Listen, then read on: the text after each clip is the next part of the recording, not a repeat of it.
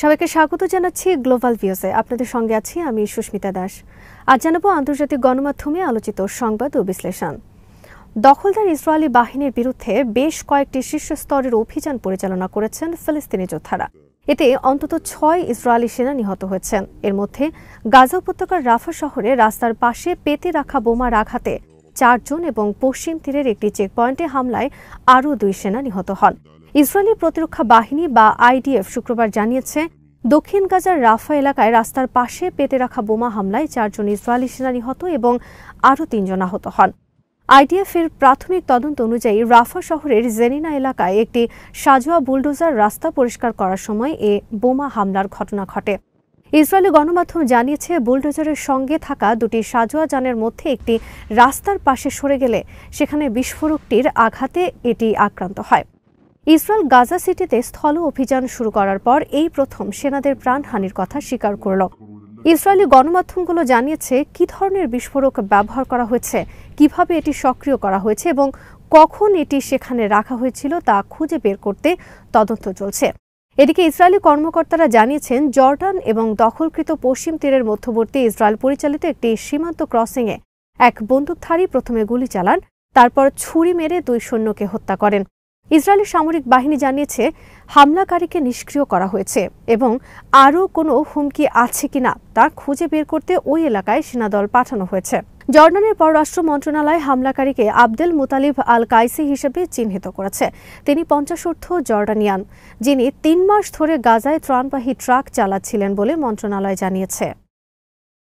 ইয়েমেনের আনসার আল্লাহ মুভমেন্ট সমর্থিত সশস্ত্র বাহিনী ইসরায়েলের কয়েকটি গুরুত্বপূর্ণ স্থান, বিশেষ করে তেল আবিব, এইলাত এবং বীরশেবায় আরও 3টি সামরিক অভিযান পরিচালনা করেছেন। বাহিনীর মুখপাত্র ব্রিগেডিয়ার জেনারেল ইয়াহিয়া সারির বরাতে শুক্রবার আল মায়াদিন জানিয়েছে, ইয়েমেনের ক্ষেপণাস্ত্র বাহিনী প্যালেস্টাইন 2 হাইপারসনিক ব্যালিস্টিক ক্ষেপণাস্ত্র ব্যবহার করে তেল আবিবের একটি সংবেদনশীল সামরিক লক্ষ্যবস্তুতে হামলা চালায়।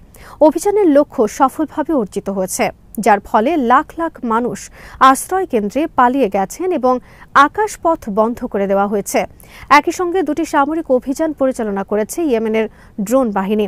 সারি জানান, প্রথম অভিযানে এইলাত এলাকার বিভিন্ন লক্ষ্যবস্তুতে 3টি ড্রোন দিয়ে আঘাত হানা হয়, আর দ্বিতীয় অভিযানে একটি ড্রোন দিয়ে বীরশেবা এলাকার একটি সংবেদনশীল লক্ষ্যবস্তুতে আঘাত করা হয়। তিনি জোর দিয়ে বলেন, এইলাত ইয়েমেনের সশস্ত্র বাহিনী টানা হামলার অধীনে থাকবে, কারণ ইসরায়েলের সাম্প্রতিক হামলা প্রমাণ করে যে এই শত্রুরা পুরো অঞ্চলের জন্য হুমকি। সারি জানান, ইয়েমেন এই যুদ্ধে তার অবস্থানকে শক্তিশালী করার জন্য সামরিক সক্ষমতা বৃদ্ধি অব্যাহত রাখবে। গাজা উপত্যকার সমর্থনে ইয়েমেনের সশস্ত্র বাহিনী দীর্ঘদিন ধরে অভিযান চালিয়ে যাচ্ছে। তারা ঘোষণা করেছেন, অবরুদ্ধ গাজায় যুদ্ধবিরতি কার্যকর না হলে তারা হামলা বন্ধ করবেন না। ইসরায়েলের চ্যানেল 12 জানিয়েছে, সর্বশেষ হামলায় একটি ড্রোন এইলাতের একটি হোটেলে বিধ্বস্ত হয়, এতে ভবনের ক্ষয়ক্ষতি হয়েছে। একটি ইহুদিবাদী সংবাদপত্র গাজায় ইসরায়েলি সেনাবাহিনীর অদক্ষতার কথা স্বীকার করে লিখেছে, ইসরায়েলি সেনাবাহিনী দক্ষিণ গাজার রাফা শহর মাটিতে মিশিয়ে দিয়ে 2 বার নিয়ন্ত্রণ নিয়েছে, কিন্তু হামাস এখনও সেখানে নিয়মিত লড়াই করছে। সংবাদপত্র মারিফের সামরিক সংবাদদাতা আভি আশকেনাজি তার প্রতিবেদনে লিখেছেন, রাফা 2 বার ইসরায়েলি সেনাবাহিনী নিয়ন্ত্রণে আসে এবং ভবনগুলো মাটিতে মিশিয়ে দেওয়া হয়, কিন্তু হামাসের যোদ্ধারা এখনও ইসরায়েলি সেনাবাহিনীর বিরুদ্ধে লড়াই করছেন। এই ইহুদিবাদী সাংবাদিক আরও বলেন, গাজার অন্যান্য অংশের মতো রাফাও প্রমাণ করেছে, শেষ মানুষ, শেষ অস্ত্র এবং শেষ বোমা পর্যন্ত হামাসকে পরাজিত বলা যাবে না। তার ভাষ্য, হামাস কেবল তার যুদ্ধের ধরন পরিবর্তন করেছে, এই যুদ্ধকে একটি সংস্কারকৃত সেনাবাহিনীর বিরুদ্ধে গেরিলা যুদ্ধে পরিণত করেছে এবং তাদের দুর্বলতাগুলোকে আঘাত করার চেষ্টা করছে। তিনি বলেন, ইসরায়েলি রাজনীতিবিদরা হামাসের আত্মসমর্পণ সম্পর্কে যে বক্তব্য দিচ্ছেন তা কথার কথা ছাড়া আর কিছুই নয়। ইহুদিবাদী সংবাদপত্রগুলো এর আগেও তাদের প্রতিবেদনে স্বীকার করেছে, ইসরায়েলি সরকারের রাজনৈতিক ও সামরিক নেতাদের মধ্যে মতপার্থক্য গাজার বিরুদ্ধে যুদ্ধে সরকারের কৌশলের উপর বিস্তৃত ছায়া ফেলেছে এবং এর ভবিষ্যৎ অনিশ্চিত করে তুলেছে। ইসরায়েলি সংবাদ মাধ্যমগুলো গাজা সিটি দখলের সুবিধা এবং সামরিক অভিযানের ভবিষ্যৎ নিয়ে মতবিরোধের আলোকে গাজা যুদ্ধের কৌশল নিয়ে সরকারের রাজনৈতিক ও সামরিক নেতৃত্বের মধ্যে ক্রমবর্ধমান উত্তেজনার খবরও দিয়েছে।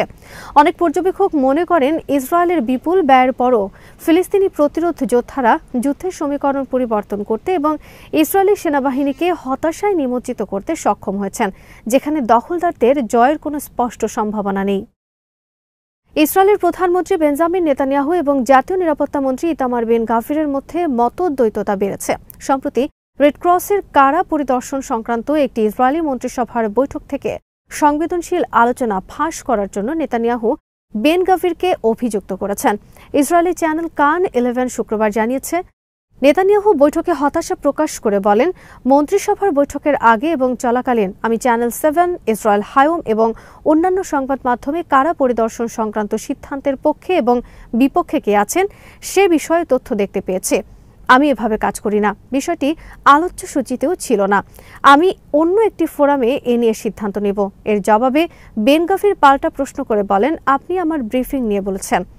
আপনি তো সেনাবাহিনীর বিরুদ্ধে ব্রিফিং দেন এবং সেনাবাহিনী পুরো সপ্তাহ ধরে আপনার বিরুদ্ধে ব্রিফিং দিচ্ছে। খবরে বলা হয়, এই বিতর্কের মাধ্যমে বর্তমান শাসক জোটের মধ্যে বিশেষত নেতানিয়াহু এবং বেন গাভিরের মধ্যে অভ্যন্তরীণ নিরাপত্তা এবং বন্দি নীতি সম্পর্কিত বিষয় গভীর রাজনৈতিক বিভাজন আরও স্পষ্ট হয়েছে। ইসরায়েলি গণমাধ্যমগুলো উল্লেখ করেছে, ফিলিস্তিনি বন্দীদের প্রতি আচরণ নিয়ে এই উত্তেজনা ক্রমশ প্রকাশ্যে আসছে, যাতে মন্ত্রিসভার ভেতরে নীতি এবং যোগাযোগ কৌশল উভয় ক্ষেত্রেই তীব্র বিভাজন প্রকাশিত হয়েছে। জুলাই ইসরায়েলের সেনাপ্রধান ইয়াল জামিরের সঙ্গে বেন গাভিরের বিরোধ হয়েছিল। জামির গাজায় অভিযান সম্প্রসারণ বন্দীদের জীবনের জন্য ক্ষতিকর হতে পারে বলে মন্তব্য করেছিলেন। এছাড়া ইসরায়েলের জাতীয় নিরাপত্তা মন্ত্রী বারবার যুদ্ধ চালিয়ে যাওয়ার জন্য অর্থমন্ত্রীকে যুদ্ধবিরতি এবং বন্দী বিনিময়ের চুক্তি ঠেকানোর আহ্বান জানিয়েছিলেন।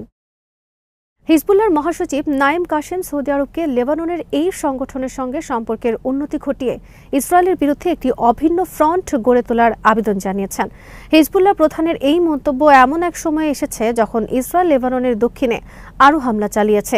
কাশেম সৌদি আরবকে হিজবুল্লাহর সঙ্গে 3টি নীতির ওপর ভিত্তি করে একটি নতুন অধ্যায় খোলার আহ্বান জানান।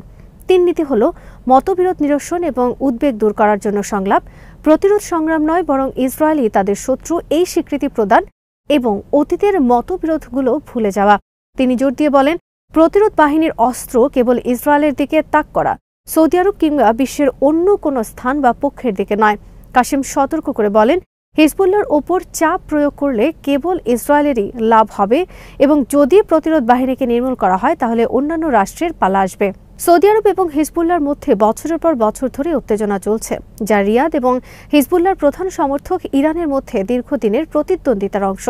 সৌদি আরবের নেতৃত্বে থাকা গালফ কোঅপারেশন কাউন্সিল বা জিসিসি 2016 সালে সিরিয়ার গৃহযুদ্ধে বাশার আল আসাদের পক্ষে অংশগ্রহণ এবং ইয়েমেনের হুথিদের সমর্থন করার কারণ দেখিয়ে হিজবুল্লাহকে সন্ত্রাসী সংগঠন হিসেবে আখ্যায়িত করে। কাশেম ইসরায়েলকে একটি ঔপনিবেশিক ঘাঁটি হিসেবে বর্ণনা করেন, যা প্রথমে ব্রিটেন এবং এখন যুক্তরাষ্ট্রের সমর্থনপুষ্ট। তিনি বলেন, যুদ্ধ, নিষেধাজ্ঞা ও আব্রাহাম চুক্তি সবই যুক্তরাষ্ট্র ও ইসরায়েলের প্রত্যাশিত বিজয় অর্জনে ব্যর্থ হয়েছে। এ কারণে গণহত্যাই তাদের জন্য সমাধান হয়ে উঠেছে। তিনি আরও বলেন, গত 9 সেপ্টেম্বর কাতারে ইসরায়েলের হামলা একটি টার্নিং পয়েন্ট ছিল এবং কাতারে হামলার পরের পরিস্থিতি আগের থেকে ভিন্ন। তিনি যোগ করেন, যখন যুক্তরাষ্ট্র প্রকাশ্যে ঘোষণা করে যে তারা ইসরায়েলের স্বার্থে কাজ করে, তখন আমরা কোনো আমেরিকান প্রস্তাবকে কিভাবে বিশ্বাস করতে পারি অথবা একটার পর একটা ছাড় দিতে রাজি হতে পারি। যুক্তরাষ্ট্র 2024 সালের নভেম্বরে সম্পাদিত যুদ্ধবিরতি চুক্তির শর্তানুসারে লেবাননকে চাপ দিচ্ছে যেন হিজবুল্লাহকে নিরস্ত্রীকরণ করা হয়, কিন্তু হিজবুল্লাহ বারবার বলছে তারা অস্ত্র সমর্পণ করবেন না। ইসরায়েলকে প্রতিহত করার জন্য তাদের হাতে অস্ত্র রাখার বিকল্প নেই। ফিলিস্তিনকে রাষ্ট্র হিসেবে স্বীকৃতি দেওয়ার ঘোষণা দিয়েছে পর্তুগাল। শুক্রবার এক বিবৃতিতে দেশটির পররাষ্ট্র মন্ত্রণালয় এ তথ্য জানিয়েছে। বিবৃতিতে বলা হয়, 21 সেপ্টেম্বর ফিলিস্তিন রাষ্ট্রকে আনুষ্ঠানিকভাবে স্বীকৃতি দেবে পর্তুগাল। মন্ত্রণালয় জানায়, আগামী সপ্তাহে অনুষ্ঠেয় জাতিসংঘের উচ্চ পর্যায়ের সম্মেলনের আগেই এই স্বীকৃতির আনুষ্ঠানিক ঘোষণা দেওয়া হবে। পর্তুগালের পররাষ্ট্রমন্ত্রী পাওলো র্যাঙ্গেল চলতি সপ্তাহে যুক্তরাজ্য সফরের সময় ইঙ্গিত দিয়েছিলেন দেশটি ফিলিস্তিন রাষ্ট্রকে স্বীকৃতি দেওয়ার বিষয় বিবেচনা করছে। এর আগে গত বছরের মে মাসে প্রতিবেশী স্পেনের বামপন্থী সরকারের পাশাপাশি আয়ারল্যান্ড ও নরওয়ে ফিলিস্তিন রাষ্ট্রকে স্বীকৃতি দিয়েছিল। একই সঙ্গে স্পেন অন্যান্য ইইউ দেশগুলোকে ফিলিস্তিনকে স্বীকৃতি দেওয়ার আহ্বান জানায়। তবে সেই সময় পর্তুগাল সতর্ক অবস্থান নেয়। ইউরোপীয় ইউনিয়নের 27 সদস্য দেশের মধ্যে 11টি দেশ ফিলিস্তিন রাষ্ট্রকে স্বীকৃতি দিয়েছে। এই দেশগুলো হল বুলগেরিয়া, সাইপ্রাস, চেক প্রজাতন্ত্র, Hungary, Ireland, Poland, Romania, Slovakia, Slovenia, Spain ও সুইডেন। আগামী সপ্তাহে জাতিসংঘের সাধারণ অধিবেশনে যে দেশগুলো ফিলিস্তিনকে রাষ্ট্র হিসেবে স্বীকৃতি দেওয়ার পরিকল্পনা করেছে সেগুলোর মধ্যে ফ্রান্স, যুক্তরাজ্য, অস্ট্রেলিয়া, কানাডা, বেলজিয়াম ও লুক্সেমবার্গের নাম রয়েছে। আজ এখানেই শেষ করছি। সবাই ভালো থাকুন, সুস্থ থাকুন আর দেখতে থাকুন বিডি ভিউজ। চ্যানেলটি ভালো লাগলে সাবস্ক্রাইব করুন, সংযুক্ত থাকুন আমাদের ফেসবুক পেজে।